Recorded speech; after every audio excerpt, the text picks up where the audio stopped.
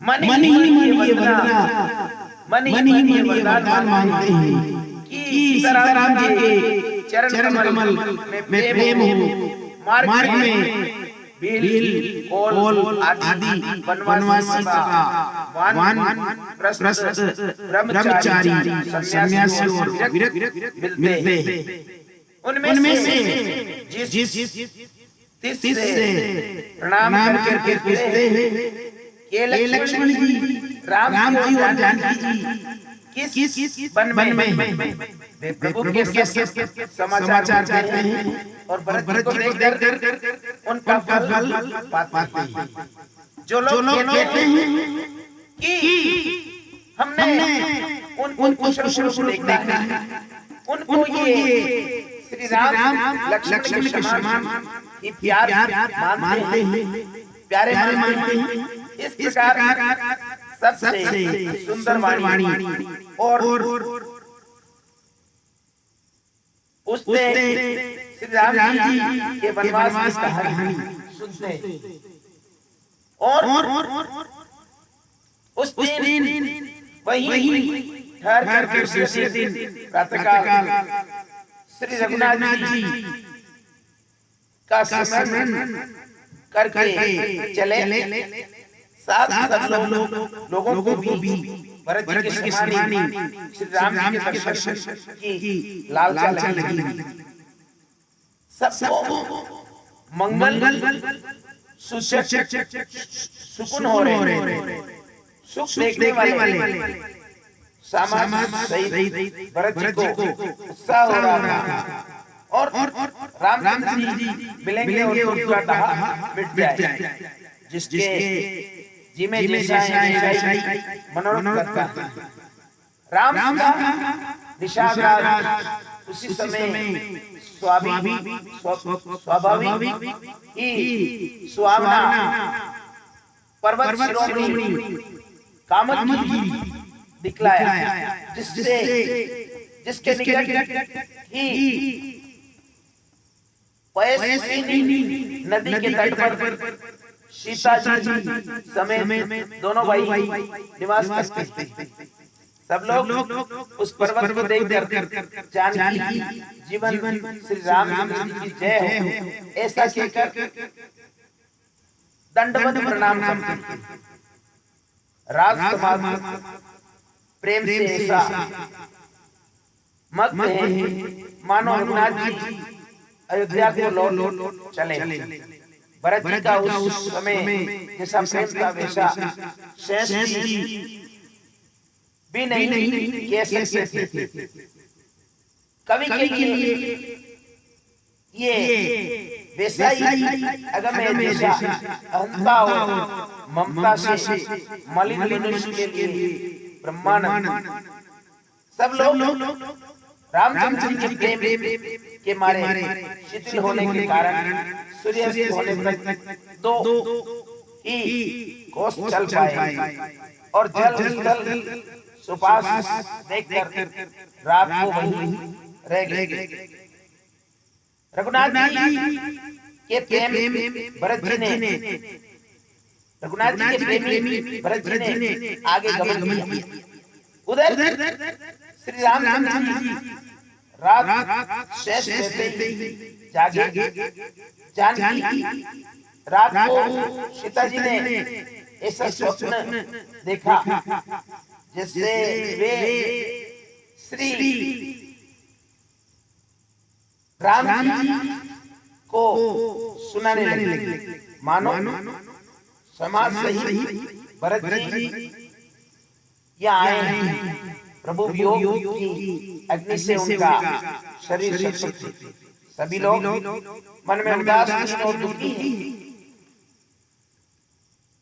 और बोले लक्ष्मण ये स्वप्न अच्छा नहीं है। कोई भीषण कुसमाचार बहुत ही बुरी खबर सुनावेगा। ऐसा कहकर उन्होंने 22 स्नान किया और त्रिपुरारी महादेव का पूजन करके साधुओं का सम्मान किया। देवताओं का सम्मान और मुनियों की वंदना करके रामचंद्र जी बैठ गए।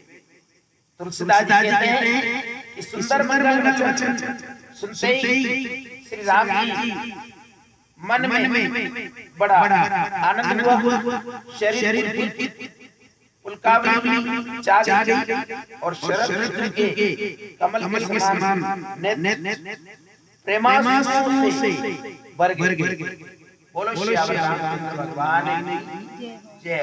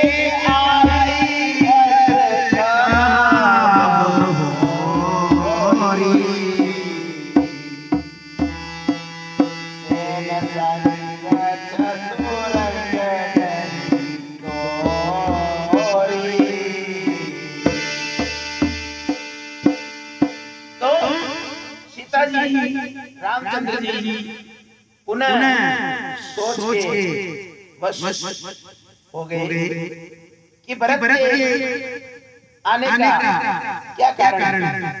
फिर एक ने आकर ऐसा कहा कि उनके साथ में बड़ी भारी चतुरंगिनी सेना भी। ये सुनकर श्री रामचंद्र जी को अत्यंत सोच हुआ।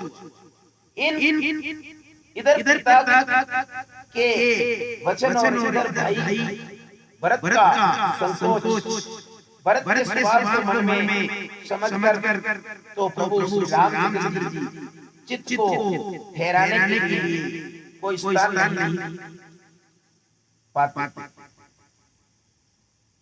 तब ये जानकर समाधान हो गया कि भरत साधु और सयाने लक्ष्मण जी ने देखा कि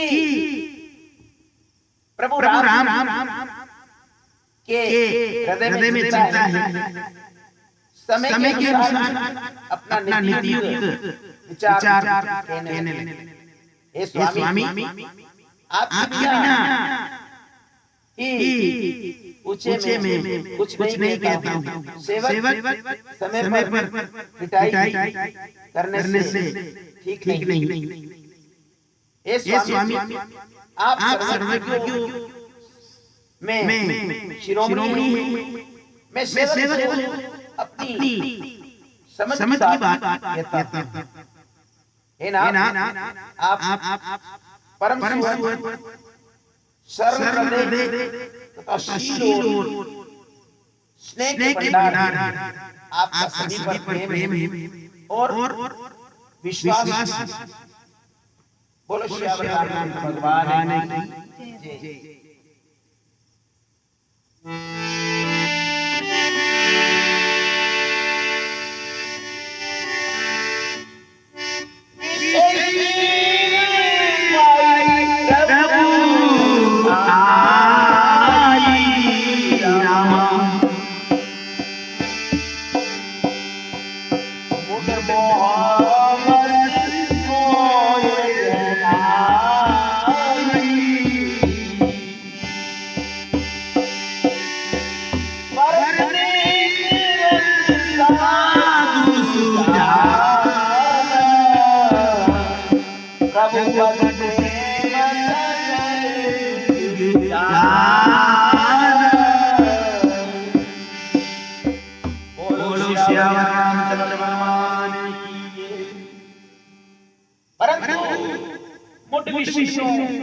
जीव प्रभुता पाकर मोहवश अपने असली को प्रकट कर देते। भरत नीतिपरायण साधु और चतुर है तथा प्रभु आपके चरणों में उनका प्रेम है। इसी बात को सारा जगत जानता है। भरत आज श्री राम जी का पद पाकर धर्म की मर्यादा निभाकर धर्म की मर्यादा को मिटाकर चले। कुटिल छोटे भाई भरत कुसुमय देखकर और ये जानकर कि राम जी वनवास में अकेले अपने मन में बुरा विचार करके समाज जोड़कर राज्यों को निष्कंटक करने के लिए यहाँ आए और कुटिलता रचकर सेना बटोर दोनों भाई आए। यदि हृदय में कपट और उचाल न होती तो रथ घोड़े हाथियों को कतार कैसे सुनती। परंतु भरत को व्यर्थ और दोष राजपथ जाने पर सारा जगत पागल मतवाला जाता है। बोलो श्याम रामचंद्र भगवान की।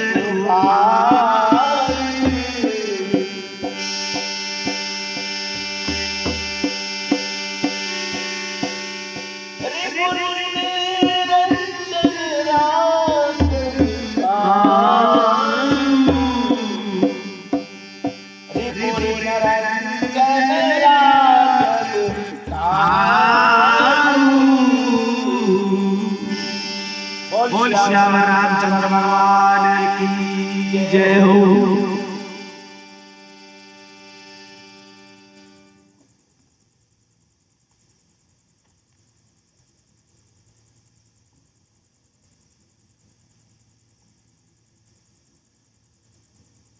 सस बहु देवराज इंद्र और त्रिशंकु आदि को राजमत में कलंक नहीं दिया। भरत ने ये उपाय ही किया क्योंकि शत्रु और ऋण को कभी जरा भी शेष नहीं रखना चाहिए। हाँ, भरत ने एक बात अच्छी नहीं जो राम जी को अस्थायी जानकर उनका निरादर किया, पर आज संग्राम में श्री राम जी का क्रोधपूर्ण मुख देखकर ये बात भी उनको समझ में विशेष रूप से आ जाए। इतना कहते ही लक्ष्मण जी नीतिरस भूल गए और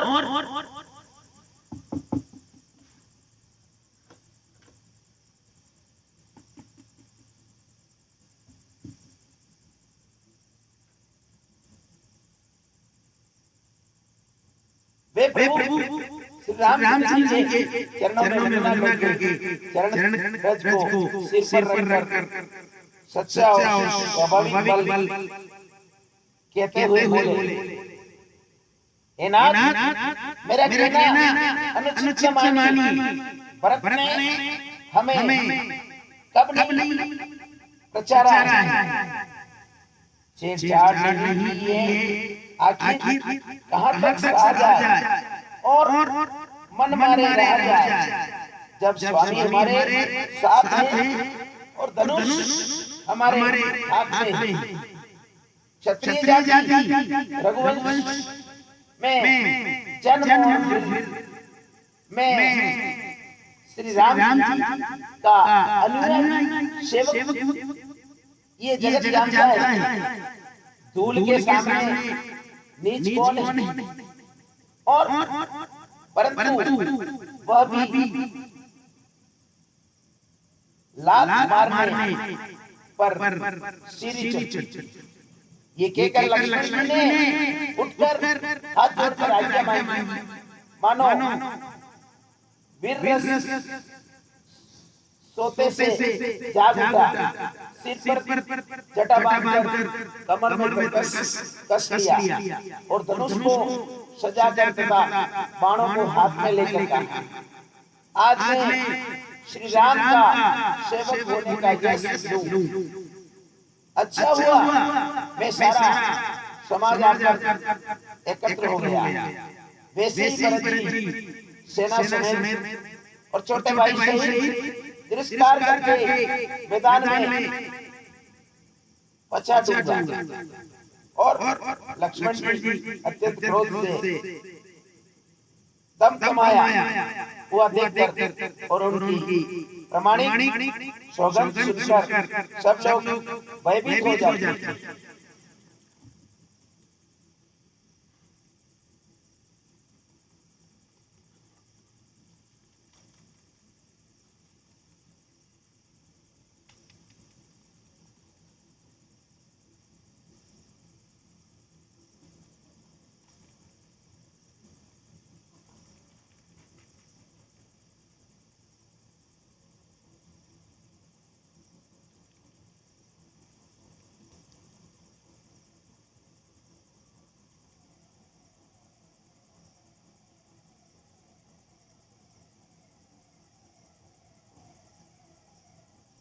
अनुचित उचित परंतु कोई भी काम हो उसे अनुचित सब समझकर बूझकर किया जाता है।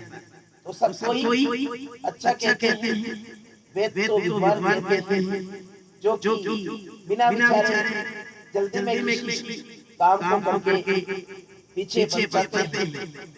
देववाणी लक्ष्मण जी सकुचा गए। श्री राम जी और सीता जी ने उनका आदर के साथ सम्मान किया और कहा कि तुम बड़ी सुंदर नीति गई। ए भाई, राज्य का मन सब में कठिन बन और अयोध्या के राज्य को बात किया है। ब्रह्मा विष्णु और महादेव का पद पाकर श्री भरत जी को राज्य का मद नहीं होने का। क्या कभी काजी की बूंदों से शीर समुद्र नष्ट हो सकता है, हट सकता है, अंधकार करूं सूर्य को निगल जाए और मच्छर की भूख से चाहे सुमेर उड़ जाए, परंतु हे भाई भरत को राजमत कभी नहीं हो सकता। ये लक्ष्मण, मैं तुम्हारी शपथ और पिताजी की सौगंध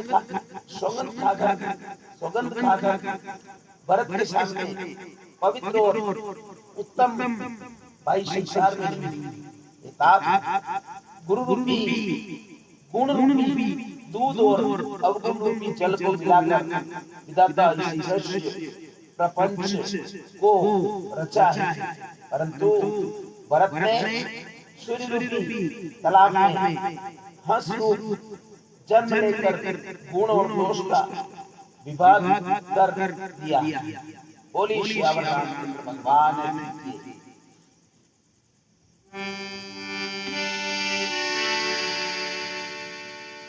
यही गुण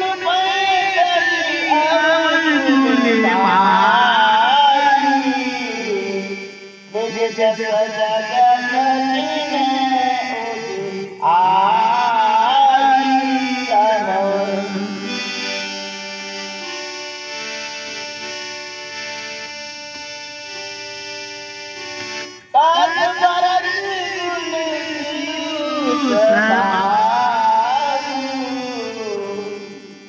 प्रेम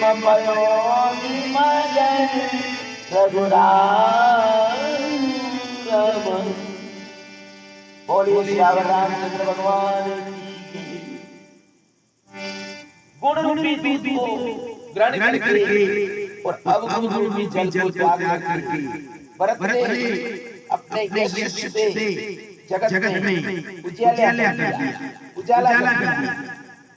भरत के गुण शील और स्वभाव को कहते हैं कि रघुनाथ जी प्रेम समुद्र में मग्न हो गए। जगत के